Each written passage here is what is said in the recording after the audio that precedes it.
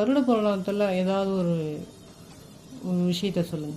கருட புராணம் என்னன்னா இந்த ஜென்மத்தில் நம்ம செய்யற கர்ம வினைகளுக்கு ஏற்ற மாதிரி நம்ம யமலோகத்துல என்ன அனுபவிக்கிறோன்றதை பத்தி சொல்றது தான் கருட புராணம். இது இன்னும் உங்களுக்கு சிம்பிளா சொல்லணும்னா அன்னியன் படம் பார்த்துருப்பீங்களா, அதுல கருட புராணத்தை பத்தி சொல்லியிருப்பாங்க.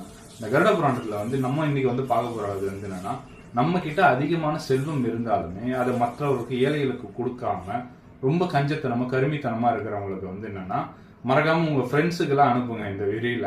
ஏன்னா என்னன்னா அவங்க நமக்கு ட்ரீட்டே வைக்க மாட்டாங்க, காசு இது பண்ண மாட்டாங்க. அந்த மாதிரி ஆளுங்கள்லாம் என்னன்னா கருட புராணத்தின் பதி தண்டிக்கப்படுவார்கள். அது ஆக்சுவலா எப்படின்னா காகோலம்னு ஒரு தண்டனை இருக்கு.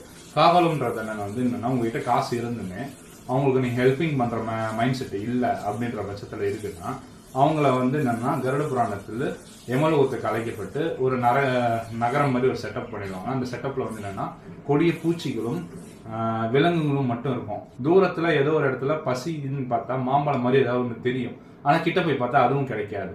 அவங்க ரொம்ப அந்த துன்பத்தை எல்லாம் அனுபவிச்சு இது பண்ணுவாங்க. அதனால முடிஞ்ச அளவுக்கு கர்ணனா வாழ பழகுங்க. கர்ணன் மாதிரி இருந்து நம்ம என்னன்னா எல்லாருக்கும் தான தர்மங்களை செய்யறது அவசியம். மறக்காம சேனல் சப்ஸ்கிரைப் பண்ணுங்க.